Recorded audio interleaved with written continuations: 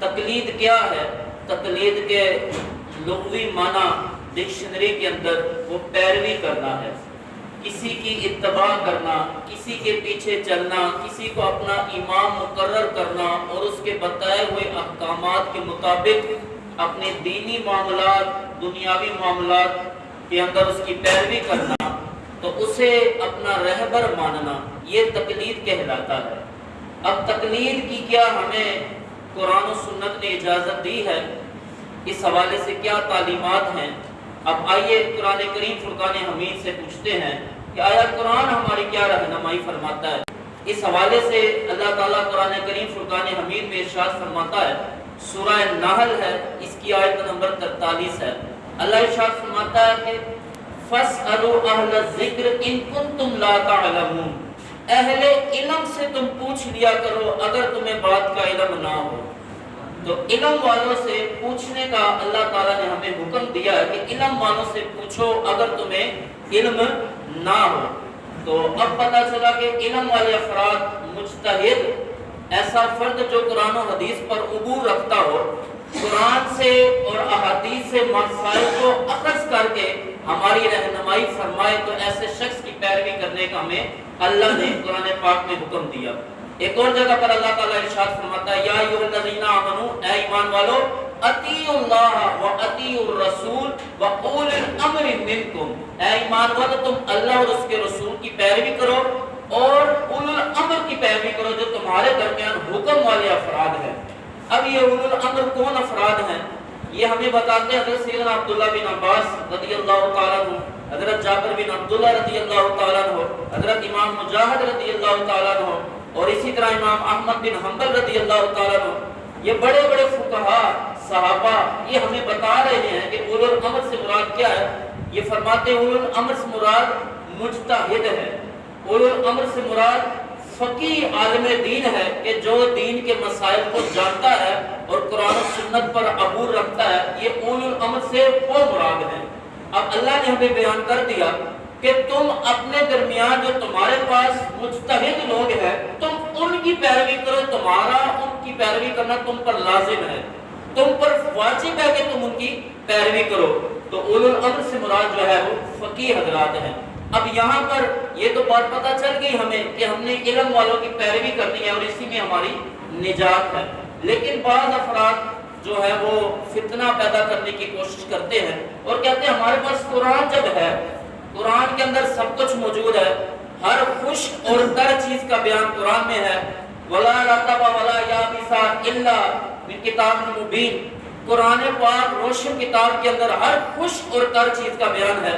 اور اللہ تعالیٰ قرآن میں یہ بھی ارشاد فرماتا ہے وَلَقَدْ يَسَّرْنَا الْقُرْآنَ لِلذِّكْرِ، ہم نے قرآن کو آسان کر دیا۔ تو جب قرآن سب کچھ موجود ہے اور قرآن پڑھنا بھی آسان ہے تو پھر ہم کسی امام کی پیروی کیوں کریں؟ ہم کیوں مانے امام اعظم کو؟ ہم امام مالک کے پیچھے کیوں چلے؟ ہم امام شافعی کے پیچھے کیوں چلے؟ تو ہم امام احمد بن حنبل کو کیوں اپنائیں؟ ہم صرف قرآن پڑھیں گے، قرآن ہی ہمارے لیے کافی ہے، قرآن ہی ہماری ساری ہدایت فرماتا ہے، ہمیں قرآن آسان ہے، ہم قرآن پڑھیں گے، ہم کسی امام کو نہیں مانتے، ہم کسی امام کے پیچھے نہیں چلتے۔ تو اس طرح کی گفتگو کر کے لوگوں کو راہ ہدایت سے ہٹانے کی کوشش کرتے ہیں۔ اور اس کے علاوہ یہ بھی بات کہتے ہیں کہ کیا صحابہ نے تقلید کی؟ کیا صحابہ نے کوئی اپنا امام مقرر کیا؟ تو ان دونوں سوالات کے جوابات میں آپ کی بارگاہ میں پیش کرتا ہوں۔ سب سے پہلی بات تو یہ کہ کیا صحابہ نے تقلید کی؟ صحابہ نے کسی امام کو مقرر کیا؟ تو ان کے لیے یہ بات حاضر ہے کہ انہوں نے کیا امام مقرر کرنا تھا، ان کا تو امام ہی امام الانبیاء تھے، سبحان اللہ، ان کے سامنے امام الانبیاء کی ذات موجود تھی، اب وہ کیا امام مقرر کرتے؟ اب اس حوالے سے جو شخص، جو افراد دریا کے پاس رہتے ہوں تو انہیں کسی نہر کی ضرورت نہیں رہتی، وہ دریا سے ڈائریکٹ فیض لے سکتے ہیں، ڈائریکٹ پانی لے سکتے ہیں۔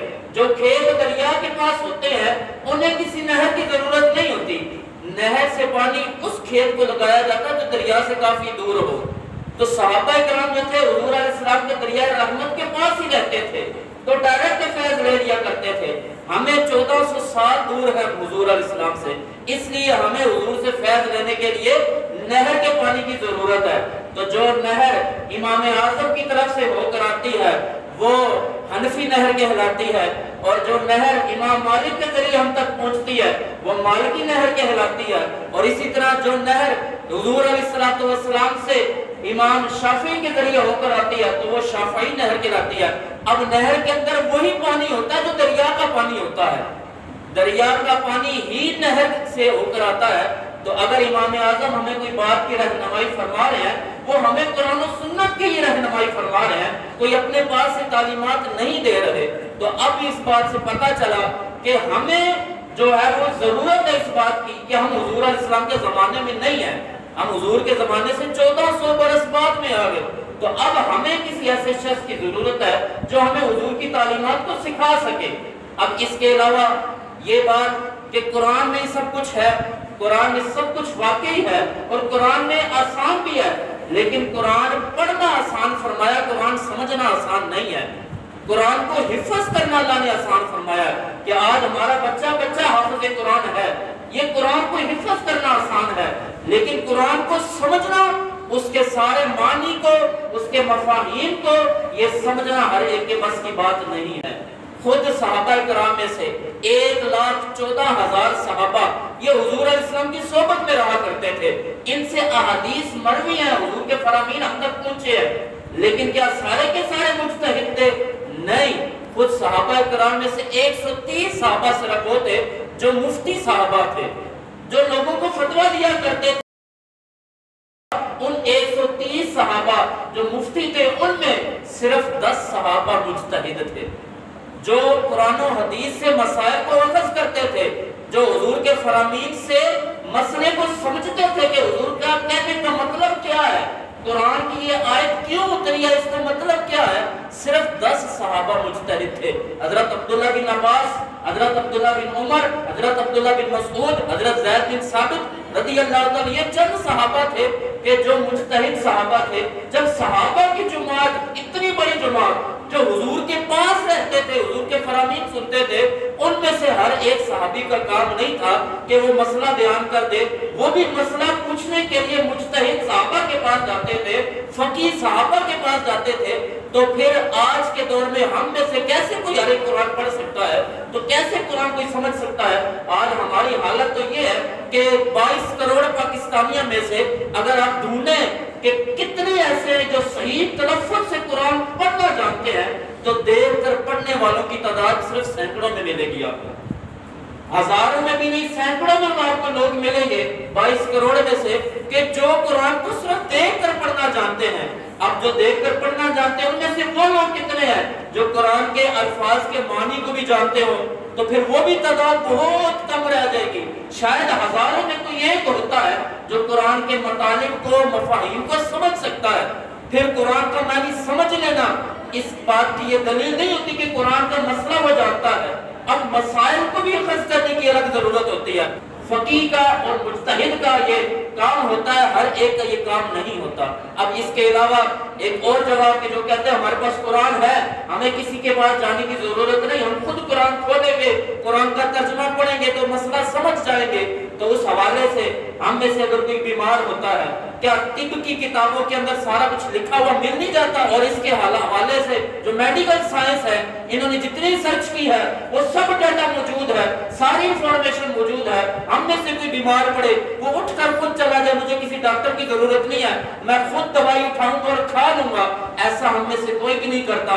سب سے پہلے ڈاکٹر کو ریفر کیا جاتا ہے، اس کے بعد جا کر کہتے ہیں کہ مجھے فلاں مرض ہے، میرے لیے کون سی دوائی زیادہ سوٹیبل رہے گی، میرے لیے کون سی دوائی، کون سا سیرپ، کون سا انجیکشن اور کون سی میڈیسن میں کھاؤں گا تو مجھے اس مرض سے شفا مل جائے گی۔ جب دنیاوی معاملات میں ہم کسی کی رہنمائی کے بغیر نہیں چل سکتے تو دین کیا کوئی عام چیز ہے جس کی رہنمائی کے بغیر ہم چل پڑیں گے؟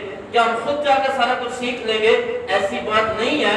ہمیں آخر کار ایسے علماء کی، ایسے مجتہدین کی ضرورت ہے جو ہمیں یہ بتائیں گے کہ تم نماز ایسے پڑھو گے تو ایسے تمہاری نماز درست ہوگی، ایسے وضو کرے گے تو تمہارا وضو درست ہوگا، ایسے نماز ٹوٹے گی تو ایسے بچے گی۔ یوں قرآن پڑھتے ہیں، یہ قرآن کی آیت کا یہ مطلب ہے، اس کا یہ شان نزول ہے، یہ آیت فلاں وقت میں فلاں مسئلے کے لیے اتاری گئی۔ تو ہمیں بالآخر ان باتوں کی ضرورت ہے کہ کوئی ہمارا امام ہو جس کے پیچھے ہم چلیں اور اس طرح چلیں کہ وہ ہمیں راہ ہدایت پر چلائے اور اللہ اور اس کے رسول کی بارگاہ میں وہ ہمیں پہنچا دے۔ تو انہی آئمہ میں اللہ تبارک و تعالیٰ نے 4 ایسے افراد کو چنا جو ہمارے لیے ہدایت کے پہلو ہیں، ہمارے لیے ہدایت کا رستہ ہے۔ امام اعظم ابو حنیفہ رضی اللہ تعالیٰ، امام شافعی، امام مالک، امام احمد بن حنبل رضی اللہ تعالیٰ۔ اب ان 4 علماء میں سے یہ بات تو ثابت ہو گئی کہ تقلید کرنا واجب ہے، اس کے بغیر گزارا نہیں ہے۔ اور ہمارے امام اعظم ابو حنیفہ ہے جو سارے اماموں کے استاد بھی ہیں، اور آپ حضور علیہ السلام کے 70 سے زیادہ صحابہ سے آپ نے ڈائریکٹ علم حاصل کیا ہے۔ اللہ تبارک و تعالیٰ سے دعا ہے اللہ تبارک و تعالیٰ ہمیں جس رستے پر اللہ تعالیٰ نے عطا کیا ہے وہ رستے پر ثابت قدمی عطا فرمائے، اور امام اعظم ابو حنیفہ کے پیروکاروں میں رکھے، انہی سے ہم مسائل سیکھتے رہے، اور وہ انشاءاللہ ہمیں حضور علیہ السلام کی بارگاہ میں لے کر جائیں گے، اور حضور کی بارگاہ میں پہنچ گئے تو رب کی بارگاہ میں پہنچ گئے۔